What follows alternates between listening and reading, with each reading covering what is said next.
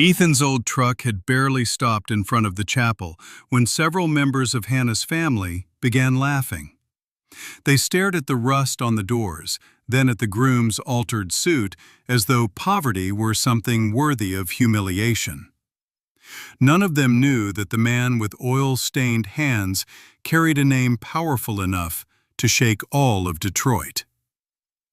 Before Hannah entered the chapel, Patricia pulled her aside and placed an envelope containing a bus ticket and a house key into her hand. "You still have time. Do not turn love into a lifetime of debt." Hannah saw Ethan standing nearby. He had heard everything, but he did not react. When an elderly guest stumbled because one of her crutches had come loose, Ethan immediately knelt, retrieved a small toolkit from his truck, and tightened the bolt. He tested the crutch carefully before handing it back. At that moment, a line of black vehicles stopped across the street. Eleanor stepped out with two people carrying legal files. She looked toward the chapel, but no one knew whom they had come to find. 2 days before the wedding, Blake Auto still smelled of engine oil and hot metal. Ethan held an overdue rent notice and read the final line repeatedly. The garage had only 30 days to pay. Frank suggested selling some of the equipment. Ethan looked at the two apprentices working at the far end of the shop and shook his head. "If we sell the machines, they will have nothing left to learn on, and we will have no way to earn enough money to pay the debt." A single mother arrived in an old minivan and explained that the brakes were vibrating, but she could not afford the repair. Ethan recognized the problem just from the sound of the wheels when she pressed the brake pedal. He removed a spare part that he had been saving for his own vehicle, installed it in hers, and charged only a symbolic amount. "You are going to have to walk," Hannah said when she brought him lunch. "She has to take her children to school every day." Hannah did not praise him. She placed an application for a community business assistance program on the table and sat beside him to complete every section. Inside her bag was also a budget plan she had quietly prepared. It showed that they could survive on their current income even if the garage closed. That evening, in the small apartment above the shop, Ethan looked at the cracks in the ceiling. "After the wedding, this may be all I can give you. If you want to stop now, I will not blame you." Hannah closed the budget notebook. "I do not need you to promise that life will never be difficult. I need to know that when trouble comes, you will not run away." The following morning, Patricia visited the East Harbor Clinic. She described how her former husband had left her alone with unpaid bills and 2 jobs. She did not call Ethan a bad man, but she believed his kindness would allow others to take advantage of him until Hannah was forced to pay the price. Hannah held her mother's hand. "I understand why you are afraid, but I will not accept you measuring Ethan's worth by the money he does not have yet." At the same time, an envelope bearing the Ashford Motors seal was delivered to the garage. The front read, "Ethan William Ashford." Frank turned pale. He said the sender had probably made a mistake, but when Ethan walked away, Frank entered the storage room. Behind an old door stood Laura's red tool chest and a wrench engraved with the letter A. Frank's hand rested on the lid for a long time, but he still did not open it. That afternoon, a representative from a finance company arrived. He offered to erase the garage's entire rent debt if Ethan signed an agreement giving up every right to make a claim connected to the Ashford family. "I have never been part of that family," Ethan said. "Then signing this will cost you nothing." The debt was threatening the garage, but Ethan set down the pen. "If this document truly means nothing, you would not be offering so much money for my signature. An independent lawyer will read it first. That was Richard Ashford's first opportunity to stop. But when he received the call saying Ethan had refused, he coldly ordered the offer withdrawn and told his people to accelerate the foreclosure process against the garage. Frank could no longer remain silent. He confessed that Laura had been born into the Ashford family. She had once worked as a testing engineer for the company, but according to what she told him, she gave up her inheritance to marry a mechanic. Ethan looked at his stepfather, his voice breaking. "You knew all these years? Your mother was afraid they would drag you back into the place that destroyed her." Ethan was hurt by the hidden truth, but he still believed the Ashford name had nothing to do with him. He did not know that inside the red chest in the storage room were testing records, a flash drive, and a key marked Laboratory 7. On the wedding day, Patricia offered Hannah the envelope one final time. Hannah placed it back in her mother's hand and walked toward Ethan. She was not choosing an inheritance that might not even exist. She was choosing the man who had repaired a stranger's crutch while other people mocked him. The officiant had just opened the ceremony book when the chapel doors swung open. Eleanor entered with two legal representatives. The whispers faded as she walked directly toward Ethan. "Ethan William Ashford, the board of Ashford Motors has authorized me to locate the lawful heir of William Ashford." Ethan looked at Hannah, then at the sealed documents in Eleanor's hands. "If I am the person they have been searching for, why did it take them 30 years to find me?" Eleanor placed the files on the table. "Because someone spent many years making sure these letters never reached you." Eleanor's words brought the chapel to complete silence. She explained that finding Ethan did not automatically make him the owner of Ashford Motors. His identity, the trust, and every condition William had left behind still had to be verified. Ethan turned toward Hannah. Only minutes earlier, they had been preparing for a life in the apartment above the garage. Now their entire future had been shaken by an unfamiliar last name. "You have every right to need time," he said. "This is no longer the life you agreed to." Hannah took the hand that still had oil beneath the fingernails. "I agreed to marry the mechanic standing here in this suit. A different last name does not change my answer."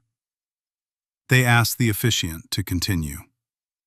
They exchanged vows and rings before opening a single document, proving that Hannah had not waited to discover how much Ethan might inherit before becoming his wife. After the ceremony, the newlyweds returned to Blake Auto and refused the luxury hotel offered by the board. Eleanor opened the files on a scratched work table. The trust amendment confirmed that William had left Ethan a controlling interest in Ashford Motors. However, his voting rights would not become active until an independent safety audit had been completed. Eleanor played William's final recorded message. The elderly founder looked directly into the camera and admitted that he had placed the company's reputation above Laura when his daughter warned him about a brake defect. "Ethan, I cannot restore the years we lost. But I am asking you to finish what I was not brave enough to do." The screen changed to an online board meeting. Richard Ashford appeared with a cold expression. He argued that William had created the amendment after losing the ability to make sound decisions, and demanded that all of Ethan's rights be frozen. Eleanor gave Richard a second chance. He could surrender every record and cooperate with an independent audit. He agreed in front of the board. But as soon as the call ended, Richard secretly ordered technical data removed from the engineering archive.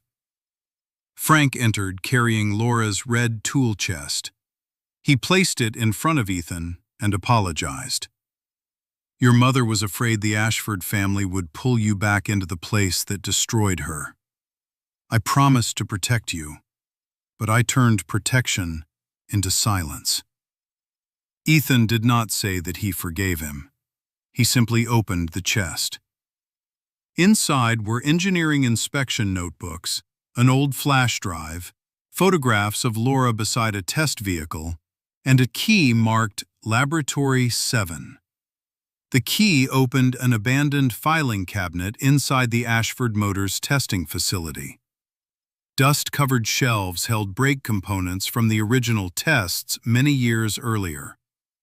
Ethan picked up one part, turned it beneath the light, and recognized a distinctive wear pattern identical to the component Laura had kept at the garage. An engineer from Richard's team looked at Ethan's calloused hands. "You are an auto mechanic, not an industrial design engineer." Ethan did not argue. "Then remove my name from the conclusion. Send the samples to an independent laboratory for blind testing." The results confirmed Ethan's prediction. When exposed to rising temperatures and prolonged vibration, the component could lose brake pressure. It was no longer the suspicion of a mechanic. It was a measurable danger supported by data. But outside the testing facility, another attack had already begun. Reporters followed Hannah to the clinic. One article described her as the nurse who married Ethan on the exact day his inheritance appeared. It suggested that she had known the secret and chosen him for his money. Hannah hired her own lawyer. She signed a document confirming that she would receive no control or property from the trust while the audit remained active. Ethan read the document, his expression wounded. "Are you preparing to leave me?" "No. I am protecting us from having our love turned into a weapon in this dispute. When power enters a marriage without boundaries, it can distort the truth." Soon afterward, Richard sent Ethan a private offer. Ethan would receive enough money to live comfortably, every debt owed by the garage would be paid, and in exchange, he would surrender his voting rights and keep the brake report secret. Ethan read the entire proposal, then pushed it toward Eleanor. "I will not use this to humiliate him in the media.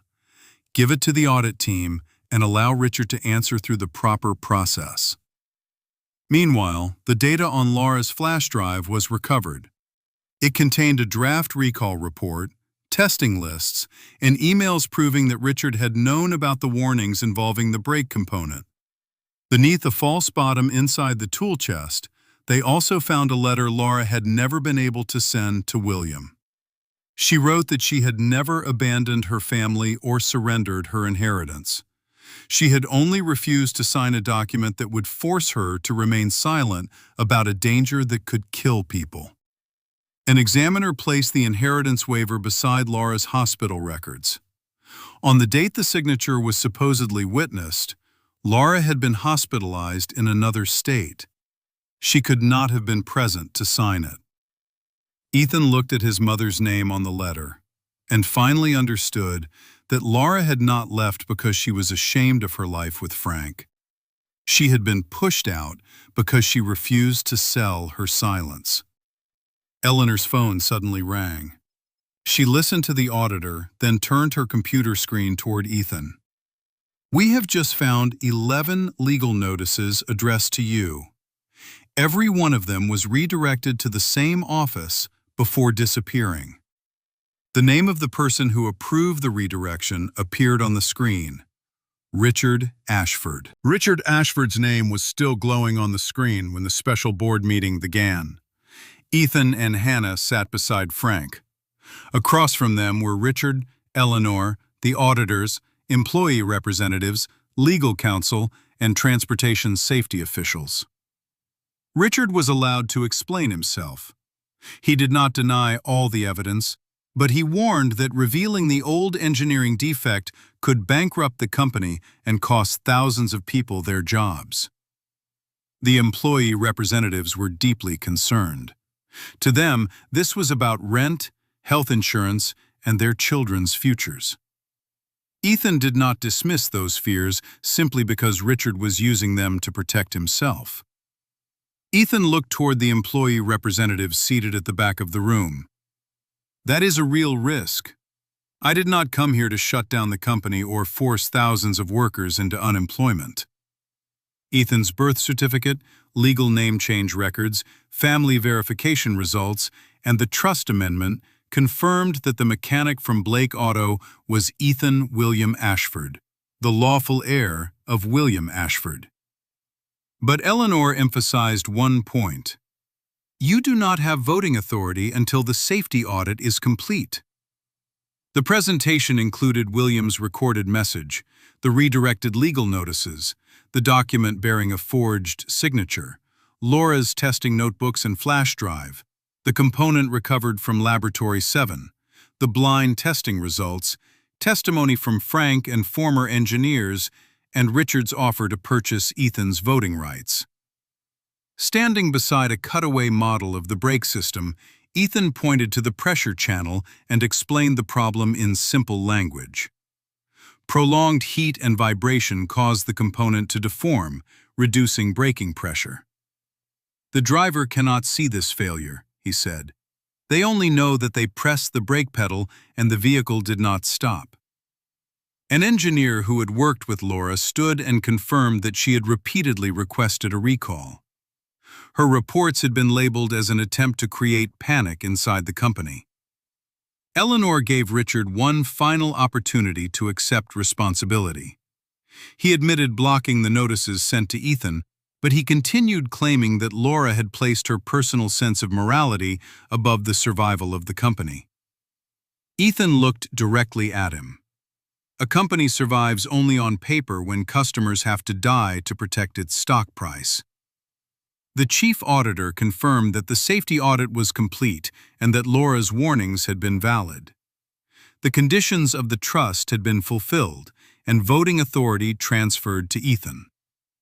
Eleanor requested that the official record clearly state that Ethan's authority came from fulfilled legal conditions and evidence verified through an independent investigation. Ethan used his first vote to suspend Richard, stop the sale of the brake division, and begin a free inspection and repair program. He established a compensation fund, protected engineers who had reported safety concerns, and appointed an independent interim chief executive officer. After the investigation, Richard was removed from office. The forged records and concealment efforts were referred to the proper authorities. Ethan did not demand the seizure of Richard's private property or turn his uncle's downfall into an act of public revenge. The board offered Ethan the position of chief executive officer. He refused. "I know how to diagnose a brake system. I do not yet have enough experience to lead a corporation that supports thousands of families." Ethan accepted the position of independent director of engineering safety and vocational training. He would be evaluated like every other executive and required to complete a corporate management program. Laura Ashford Blake's name was restored in the company records. Her report was officially recognized as a valid safety warning.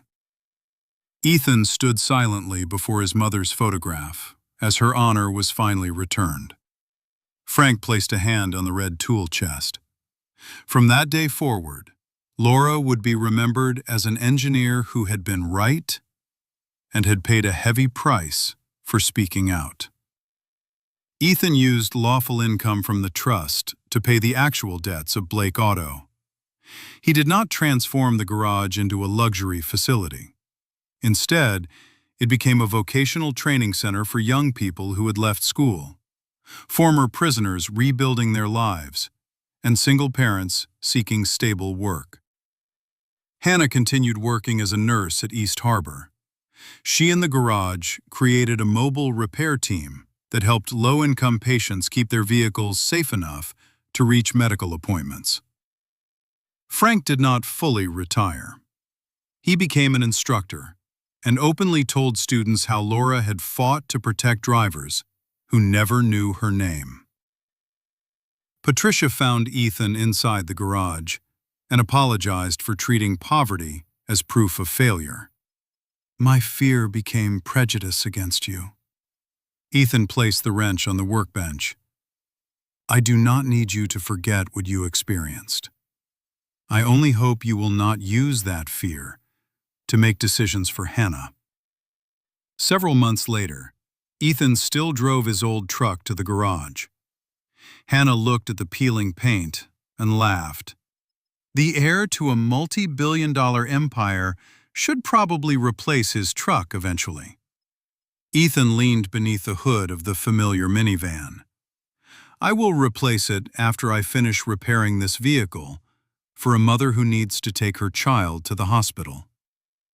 Hannah looked at the man in oil-stained work clothes bending beneath the hood and smiled. The multi-billion-dollar company had given Ethan power, but the hands that had made her choose him had not changed at all. Love is not proven by the fortune that appears after the vows. It is proven when we choose someone's character while the future is still uncertain. What would you do if the person you were about to marry suddenly inherited a corporate empire filled with family secrets? Would you continue the wedding or pause everything until the truth was fully revealed?